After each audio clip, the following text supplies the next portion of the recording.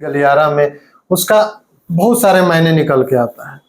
कल आरजेडी के द्वारा बीपी मंडल का जन्म उत्सव मनाया जाता है और चर्चा बन जाती है कि कहीं ये आरक्षण में हो रहे छेड़छाड़, लोग कह रहे हैं कि छेड़छाड़ हो रहा है, जो सुप्रीम कोर्ट का फैसला है कहीं उसको लेकर आरजेडी जो है अपना प्रदर्शन तो नहीं दिखा रही है कि हम लोग जो दलित है, महादलित है, यानी पिछड़ों के साथ है।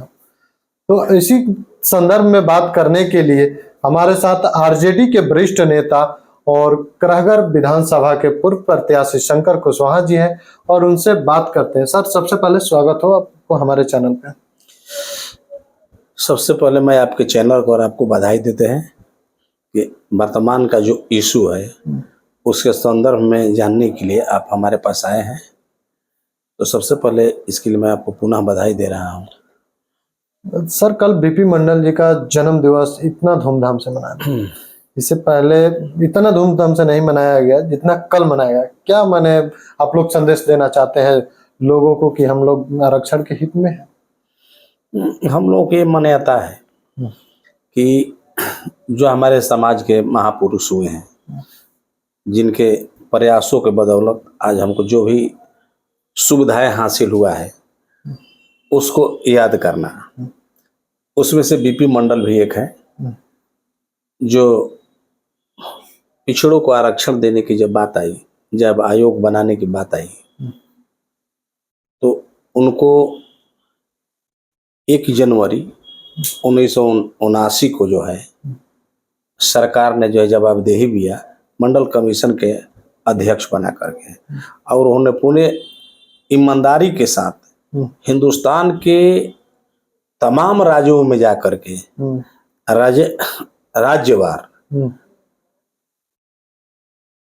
ओबीसी में कितनी जातियां हैं, हर एक राज्यों में ओबीसी की जातियों की उसकी सामाजिक और शैक्षणिक उसका आधार क्या है, बारीकी से उन्होंने अध्ययन किया, ईमानदारी पूर्वक उन्होंने अध्ययन किया।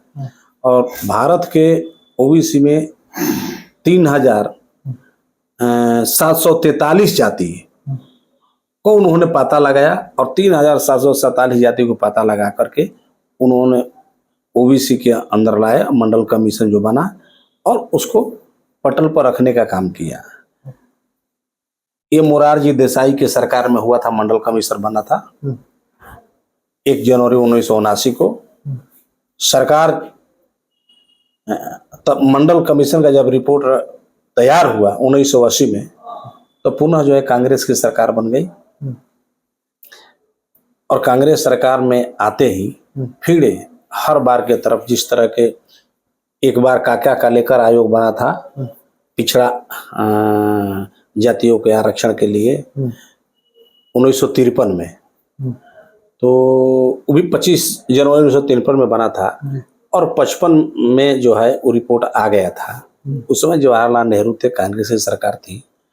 उस समय भी पिछड़ा वर्ग का जो आरक्षण की बात थी उसको भी फेंक दिया गया था कूड़ेदान में, और इस समय भी वही हाल थी। लेकिन इस समय और उस समय के सामाजिक स्थिति में बदलाव हो गया था देश प्रदेश में, और पिछड़ा जाग चुके थे, अपने अधिकारों के प्रति सचेत हो गए थे। और लगातार आजादी के बाद से ही लगातार पिछड़ों के आरक्षण के लिए डिमांड हो रही थी। चूंकि आजादी के पहले तो बाबा साहब जैसा आदमी जो है दलित समाज में पैदा हुआ, तो आरक्षण के पहले जब संविधान लागू हुआ था आरक्षण में, तो उस जाति को आरक्षण मिल गया।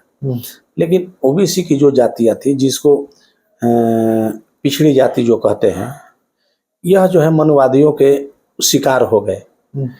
और उस समय इनको भरमा दिया गया कि क्या आप लोग आरक्षण लीजिएगा, आप लोग भी अछूत बनिएगा, दलित बनिएगा, शूद्र बनिएगा, ये तमाम तरह के झांसा दे करके उनको जो है आरक्षण से वंचित कर दिया गया। लेकिन आजादी उपरांत जब शासन और सत्ता में जब देखे कि हमारी भागीदारी बिल्कुल नहीं है, तो ये जातियां अब उसकी डिमांड करने लगी। तो पहला आयोग बना जो मैंने बताया, फिर चूंकि जनता पार्टी की सरकार थी, वो जनता पार्टी के सरकार में एजेंडा ही बना आपको खास तौर से आप समझिए कि देश में इमरजेंसी जो लगा था, मुख्य कारण यही था कि पिछड़ा में काफी असंतोष हो गया था। आजादी मिली 47 में, 70-75 तक से कुछ ही जाति के लोग, ब्राह्मण और ब्राह्मण के जो समवर्ती जो जातियां हैं, वही लोग आजादी का लाभ ले रहे थे हर क्षेत्रों में। काफी जातियों में निराशा थी, आवाज उठने लगी प्रतिनिधित्व के सवाल पर। जनता पार्टी की जो सरकार बनी तो उसमें मुख्य एजेंडा ये भी था कि अगर सरकार बनेगी हमारी जनता पार्टी की तो हम जो है आरक्षण को लागू करेंगे। सरकार बनी, मोरारजी देसाई प्रधानमंत्री बने। मोरारजी देसाई भी जो थे अपर कास्ट से ही थे, लेकिन उसमें पिछड़े जाति के काफी लोग थे। बिहार के काफी लड़ाकू संघर्षी राम नवोदय सिंह जैसे आदमी जो थे, लगातार जो है दबाव बना रहे थे। वो जो पिछड़े के लोग थे, इनके दबाव के बदौलत, यही नहीं, आपको घोषणा पत्र में देने के बाद भी जो है इन लोगों को जेल जाना पड़ा, अभियान छेड़ना पड़ा, तब जा करके आप समझिए कि ये पिछड़ा वर्ग आयोग बना, जिसके अध्यक्ष बिहार के पूर्व मुख्यमंत्री बीपी मंडल बने ना। तो फिर जैसे कि मैंने बताया कि आपको कि सरकार तब तक से कांग्रेस की आ गई थी, और फिर जो है कूड़ादान में इसको फेंक दिया गया, और तब जा करके ये लागू हुआ।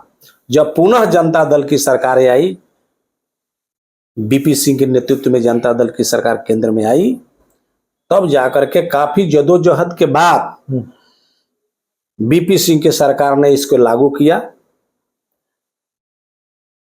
इसके बाद भी मनुवादी जो है न्यायालय के सहारा के कोर्ट के सहारा से जो है उसमें तिकड़म लगाए और कोर्ट में केस कर दिए, और काफी जदोजहद के बाद पुनः जो है आप समझिए कि 2 साल के बाद जो है 92 में जाकर के क्रीमी लेयर के बाधा के साथ ओबीसी को 27% आरक्षण मिला। और वह भी मंडल कमीशन का जो आपको सिफारिश है, 19 उसके अनुशंसाएं हैं, मात्र 2 अनुशंसाएं लागू अभी तक से हुआ है, मात्र नौकरी में, और इसके बाद में आप समझिए कि इसके बाद 2008-9 में अर्जुन सिंह जब मानव संसाधन मंत्री बने तो उसके शिक्षा में लागू हुआ। जबकि ये संविधान में निहित है, मंडल कमीशन में भी है कि देश के संसाधनों का जहां कहीं भी उपयोग हो, पैसा लगेगा प्राइवेट में, चाहे जहां कहीं भी एनजीओ हो, ठेका हो, पाटा हो, सब चीज में जो है आरक्षण का प्रावधान दिया गया है। लेकिन न्यायालय में हमारे लोग हैं नहीं, इसके वजह से हमारे जब भी हमको आरक्षण की बात आती है तो न्यायालय बाधा का काम करता है। अच्छा, न्यायालय का भी बात की है, तभी जो बिहार का या पूरे देश का तुल पकड़ा हुआ है आरक्षण में, आरक्षण का जो खुल के सारे विपक्ष के पार्टियां विरोध कर रही है, और अब तो आप लोग के पक्ष में नरेंद्र मोदी और चिराग पासवान भी आ गए। देखिए, ये जानने की बात है कि नरेंद्र मोदी और चिराग पासवान जैसे लोग हम लोगों के साथ में कभी नहीं आएंगे। सोच का अंदर है, नरेंद्र मोदी का सोच और चिराग पासवान का सोच जो है बहुजन का सोच नहीं है, दबे कुछ लोगों का सोच नहीं है। मैं कहना चाहता हूं कि मानवर कांशीराम जी कहा करते थे कि जो काम न्यायालय नहीं करेगा वो काम संसद करेगा, और जो काम संसद नहीं करेगा वो न्यायालय करेगा। ये आप समझ जातियों के बारे में कि आप दोनों एक है, एक दूसरे का पूरक है। यहाँ से नहीं होगा तो वहां से करवाएंगे, वहां से नहीं होगा तो यहाँ से करवाएंगे।